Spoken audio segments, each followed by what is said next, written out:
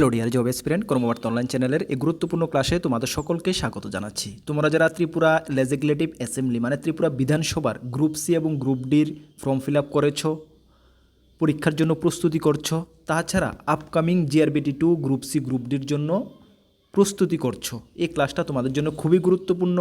এই ক্লাসটা আমাদের class number 5 for Tripura legislative assembly group C group D এবং GRBT group C group D. আগে আমরা 4টি ক্লাস করিয়েছি। তোমরা যারা আগের ক্লাসগুলো আমাদের দেখোনি, আমাদের চ্যানেলে প্লেলিস্ট বানিয়ে রেখেছি, তার লিঙ্ক আমরা ভিডিও ডেসক্রিপশানে দিয়ে রেখেছি। অবশ্যই তোমরা আগের ক্লাসগুলো দেখে এবং নোট করে রাখো। সবগুলো কোশ্চেন তোমাদের জন্য ভেরি ভেরি ইম্পর্ট্যান্ট চুনা হুয়া কোশ্চেন। ঠিক আছে, চলো আমরা ক্লাসটা শুরু করছি। তার আগে তোমাদেরকে জানিয়ে দিই, তোমরা যারা এই চ্যানেলে প্রথমবার এসেছো, এই চ্যানেলে আমরা গভর্নমেন্ট জব ইনফরমেশান এবং বিভিন্ন কম্পিটিটিভ এক্সামের প্রিপারেশন করিয়ে থাকি। যদি তুমি কোনো গভর্নমেন্ট জব খুঁজছো বা কোনো কম্পিটিটিভ এক্সামের প্রিপারেশন বানাচ্ছ, তাহলে অবশ্যই কর্মবার্তা অনলাইন চ্যানেলটিকে সাবস্ক্রাইব করে পাশের অল অপশনের বেলটিকে প্রেস করে রাখবে। আমরা দায়িত্ব নিয়ে বলছি, সঠিক সময়ে সঠিক ইনফরমেশান কর্মবার্তা অনলাইন তোমাদের কাছে পৌঁছে দেবে। তাছাড়া তুমি যদি বিভিন্ন এক্সামের প্রিপারেশন করছো, যেমন upcoming ward secretary, Tripura assembly group C group D, GRBT group C group D, Tripura police constable, Tripura police sub inspector, TPSC senior computer assistant, Tripura high court LDC, group D peon, railway group D, railway NTPC, SSC GD, SSC MTS, almost all এক্সামের যেগুলো বলেছি বা বলিওনি, আমাদের কাছে রয়েছে best quality updated notes. তোমরা যদি আমাদের নোটগুলো নিয়ে পড়তে হয়, আমাদের হোয়াটসঅ্যাপ নাম্বার ভিডিও ডিসক্রিপশানে আছে, বা নোট করতে পারো 9612998930। কী বললাম? 9612998930। এই নাম্বারে যোগাযোগ করে পিডিএফ নোটস অনলি অ্যাভেলেবেল রয়েছে, টেলিগ্রামের মাধ্যমে নিয়ে নেবে। দায়িত্ব নিয়ে বলছি, বেস্ট কোয়ালিটি অ্যান্ড আপডেটেড নোটসে পাবে কর্মবার্তা অনলাইন। গত 7 বছর ধরে স্টুডেন্টদেরকে নোটস প্রোভাইড করছি এবং অনলাইন পড়াচ্ছি। বর্তমানে দাঁড়িয়ে আমরা গর্বের সঙ্গে বলি, ত্রিপুরা সরকার প্রত্যেকটা ডিপার্টমেন্টে আমাদের স্টুডেন্টরা চাকরিগত অবস্থা রয়েছে। তোমাদের আশেপাশে এমন কেউ থেকে থাকলে 2-4-5 বছরের মধ্যে চাকরি পেয়েছে, অবশ্যই কর্মবার্তা সম্বন্ধে একবার জিজ্ঞেস করে নেবে, তারপরে আমাদের থেকে নোট নেবে। চলো, আগে আমরা 4টি ক্লাস মিলে 42টি কোশ্চেন করিয়েছি। ঠিক আছে, এই যে 5 নম্বর ক্লাসের আমরা 43 নম্বর থেকে শুরু করছি। চলো তোমরা দেখো, প্রথম কোশ্চেনটা কি? বিধানসভা সচিবালয় কিসের তত্ত্বাবধান ও সংরক্ষণ করে? মানে এই যে বিধানসভা সচিবালয়, সেটা কিসের তত্ত্বাবধান ও সংরক্ষণ করে? সঠিক উত্তর হয়ে যাবে সভার রেকর্ড, পদ্ধতি এবং প্রাতিষ্ঠানিক ইতিহাস রক্ষণাবেক্ষণ ও সংরক্ষণের জন্য দায়ী। বিধানসভার সচিবালয় কিসের তত্ত্বাবধান বা মানে কিসের তত্ত্বাবধান করে বা সংরক্ষণ করে রাখে? ওই যে বিধানসভার মেন কথা, বিধানসভার যে রেকর্ডগুলো, বিধানসভার যে রেকর্ড বা যে পদ্ধতি প্রসিডিউর বা প্রাতিষ্ঠানিক যে ইতিহাসগুলো, আগের যে ইতিহাসগুলো রয়েছে, এগুলো রক্ষণাবেক্ষণ এবং সংরক্ষণ করা বিধানসভার সচিবালয়ের মেন দায়িত্ব। ঠিক আছে, চলো নেক্সট কোশ্চেনটা দেখো, 44 নম্বর কোশ্চেন। ত্রিপুরা বিধানসভা সচিবালয় কার নিয়ন্ত্রণাধীন? ত্রিপুরার বিধানসভা সচিবালয় কার নিয়ন্ত্রণাধীন? এটা স্পিকারের, বিধানসভার স্পিকার। বিধানসভার স্পিকারই কিন্তু এই বিধানসভার মানে হেড হয়ে থাকে। ঠিক আছে, সুতরাং বিধানসভার স্পিকার অফ দ্য অ্যাসেম্বলি। ঠিক আছে, চলো 45 নম্বর কোশ্চেনটা কি দেখো, ত্রিপুরা বিধানসভায় কোনো সদস্যকে অনুপস্থিতির জন্য, অ্যাবসেন্টের জন্য ছুটি দেওয়ার ক্ষমতা কার? বিধানসভার কোনো সদস্যকে ছুটি দেওয়ার ক্ষমতা বা অনুপস্থিতির জন্য ছুটি দেওয়ার ক্ষমতা একমাত্র অধ্যক্ষের থাকে, মানে স্পিকার অফ অ্যাসেম্বলি।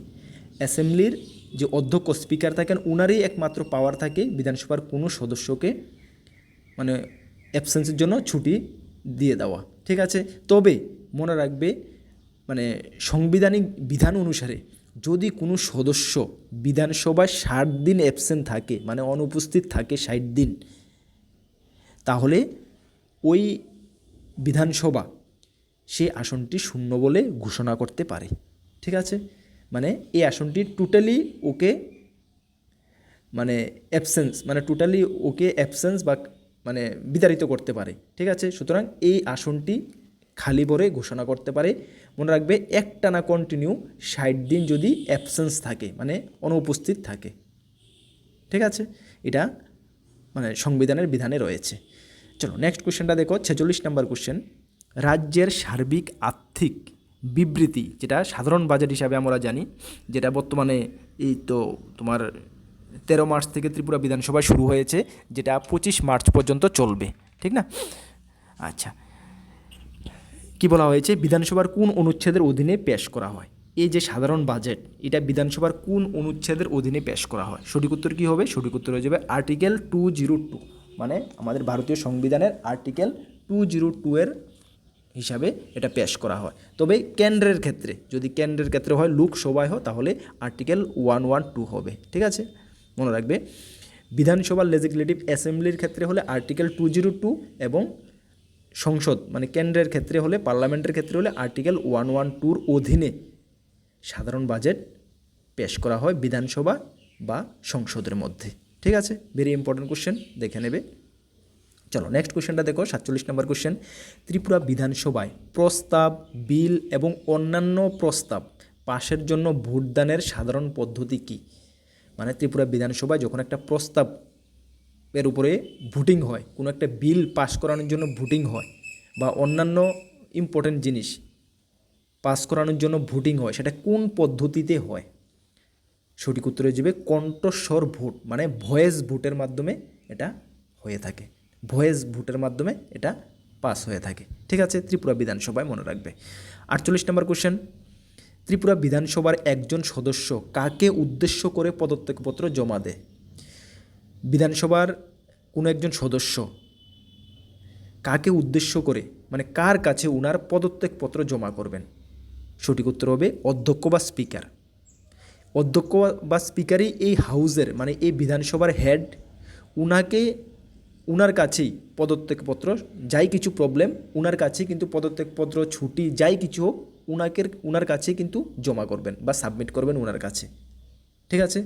স্পিকার এই হাউজের মানে মেন। আর স্পিকার যদি অনুপস্থিত থাকেন, মানে স্পিকারের অ্যাবসেন্সে, তা মানে যে ডেপুটি স্পিকার সেই জায়গাতে থাকবেন, বা ডেপুটি স্পিকারের কাছে সব কিছু পদত্যাগপত্র বা যাই কিছু হোক জমা করবেন, ঠিক আছে? স্পিকারের অনুপস্থিতিতে।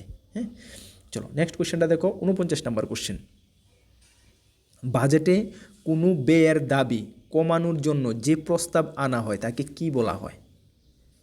মানে বাজেটের মধ্যে কোনো একটা খাতে এই যে ব্যয়টাকে কমানোর জন্য যে দাবি বা প্রস্তাব রাখা হয়, সেটাকে কি বলা হয়? সেটাকে কাট মোশন বলা হয়, ঠিক না?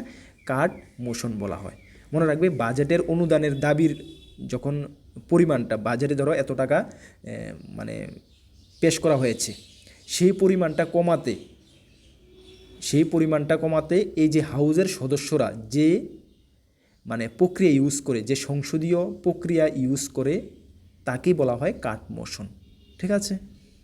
টোটাল কথা, বাজেটের যে পরিমাণটা সেটাকে কমানোর যে প্রক্রিয়া, সেটাই হলো কাট মোশন, ঠিক আছে? চলো 50 নম্বর কোশ্চেন। বিধানসভা দ্বারা অনুমোদিত অর্থ সঠিক উদ্দেশ্যে ব্যয় হয়েছে কিনা তা কোন কমিটি নিশ্চিত করে? যে বিধানসভায় দ্বারা যে খাতে যা কিছু রাখা হচ্ছে, সেটা সঠিকভাবে ব্যয় হচ্ছে কিনা, ইউটিলাইজড হচ্ছে কিনা, সেটা দেখার দায়িত্ব কার? কোন কমিটির সেটা দেখার দায়িত্ব? সেটা দেখার দায়িত্ব হলো দ্য পাবলিক অ্যাকাউন্ট্যান্ট কমিটি, ঠিক আছে? পাবলিক অ্যাকাউন্ট্যান্ট কমিটি, যেটাকে পিএসি বলা হয়। ভেরি ইম্পর্ট্যান্ট কোশ্চেন, ঠিক আছে?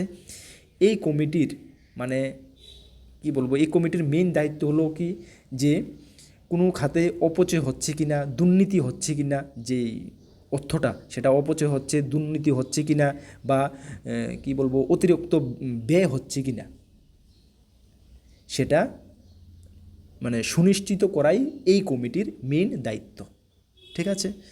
চলো নেক্সট কোশ্চেন কি দেখো, 51। বিধানসভায় সাধারণত কোনো ঘটনার পর, মানে কোন ঘটনার পর ধন্যবাদ প্রস্তাব আনা হয়? বিধানসভায় সাধারণত কোন ঘটনার পর ধন্যবাদ প্রস্তাব আনা হয়? After which event is the motion of thanks usually brought the legislative assembly? রাজ্যপালের ভাষণের পর। সঠিক উত্তর হবে রাজ্যপালের ভাষণের পর। ভারতীয় সংবিধানের আর্টিকেল 176 অনুচ্ছেদের অধীনে রাজ্যপাল প্রতি বছরের প্রথম অধিবেশনে, মনে রাখবে, এই যে ত্রিপুরা অ্যাসেম্বলিতে 13 তারিখ থেকে যে 25 তারিখ যে এই বছরের ফার্স্ট অধিবেশন যে শুরু হয়েছে, 13 তারিখ তোমরা দেখেছো প্রথমে রাজ্যপাল ভাষণ দিয়েছে এবং এই ভাষণটা প্রত্যেক বছর প্রতিটি সাধারণ নির্বাচনের পর এবং প্রত্যেক বছর প্রথম অধিবেশনে বিধানসভায় রাজ্যপাল ভাষণ দিয়ে থাকে। সেটা ভারতীয় আর্টিকেল 176-এ মেনশন রয়েছে। রাজ্যপালের ভাষণের মেইন মোটিভ হলো কি, যে রাজ্যের উন্নয়ন কোন খাতে কীভাবে উন্নয়ন করা যায়, কীভাবে কী করা যায়, পাবলিকের কীভাবে উন্নতি দেখা যায়, ওইটার উপরে বেস করে রাজ্যপাল ভাষণ দিয়ে থাকে। 13 তারিখ অধিবেশনে তোমরা দেখতে পেয়েছো, ঠিক আছে। তো সুতরাং এই রাজ্যপালের ভাষণ সমাপ্তির পরেই একটি সকলে মানে ধন্যবাদ প্রস্তাব আনা হয়, মানে সকলে থ্যাংক ইউ বা ধন্যবাদ জানানো হয়, ঠিক আছে। চলো, ভেরি ভেরি ইম্পর্টেন্ট কোশ্চেন, তোমরা একটু ভালো করে দেখবে কোশ্চেনগুলো, ঠিক আছে। সবগুলো কোশ্চেন কিন্তু খুবই গুরুত্বপূর্ণ কোশ্চেন, কেউ মিস করবে না, সকলে নোট করে রাখবে। আর আমাদের থেকে যদি নোট নিতে চাও, নোট নিতে পারবে। বেস্ট কোয়ালিটি নোটস আমরা রেডি করেছি, দায়িত্ব নিয়ে বলছি আমরা, কর্মবার্তা অনলাইন। চলো 52 নম্বর কোশ্চেন দেখো, রাজ্য আইনসভার পাবলিক অ্যাকাউন্টেন্টস কমিটি চেয়ারম্যান সাধারণত কে হন? যে রাজ্য আইনসভার যে পাবলিক অ্যাকাউন্টস কমিটি, সেটার চেয়ারম্যান সাধারণত কে হন? বিরোধী দলের একজন সদস্য হন। বিরোধী দলের member of the opposition party, member of opposition পার্টির যে কোনো একজনই হন পাবলিক অ্যাকাউন্টেন্ট কমিটির চেয়ারম্যান, ঠিক আছে। এই কোশ্চেনটা আমরা রেখেছি, পাবলিক অ্যাকাউন্টেন্ট কমিটির চেয়ারম্যান, ঠিক না। এই তো কোশ্চেনটা আমরা পড়লাম 50 নম্বরে, যে পাবলিক অ্যাকাউন্টেন্ট কমিটি কাজ কি? বিধানসভায় কোনো অর্থ সঠিকভাবে মানে ইউটিলাইজ হচ্ছে কি না, ঠিকঠাকভাবে ব্যয় হচ্ছে কি না, সেটা দেখার দায়িত্ব হলো পাবলিক অ্যাকাউন্টেন্ট কমিটি। এই কমিটির চেয়ারম্যানই কি হয়ে থাকেন? সেটা হয়ে থাকেন বিরোধী দলের একজন সদস্য। এটা বিরোধী দলের একজন সদস্য হওয়াটাই একদম রাইট। কেন? যে বিধানসভার যে ব্যয় খরচাগুলো, এগুলো কিন্তু রুলিং যে সদস্যরা রয়েছে, রুলিং পার্টির যে সদস্যরা রয়েছে, কাউন্সিল অফ মিনিস্টার, এমএলএ, ওরাই কিন্তু ওই খাতে, বিভিন্ন খাতে ওরা ব্যয় করেন, ওদের হাতের উপর দিয়ে কিন্তু সব কিছু হয়ে থাকে। সুতরাং এটাকে দেখার জন্য বিরোধী যে অপোজিশন পার্টি থেকেই একজন পাবলিক অ্যাকাউন্টেন্ট কমিটির চেয়ারম্যান করা হয়, ঠিক আছে।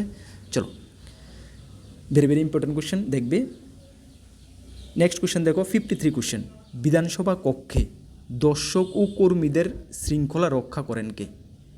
বিধানসভা কক্ষে দর্শক ও কর্মীদের শৃঙ্খলা রক্ষা করেন কে? মার্শাল, ঠিক আছে। মার্শালরাই বিধানসভার কক্ষে যে দর্শক এবং কর্মী আছে তাদের মধ্যে শৃঙ্খলা বজায় রাখার মেইন দায়িত্ব হলো মার্শাল, ঠিক আছে।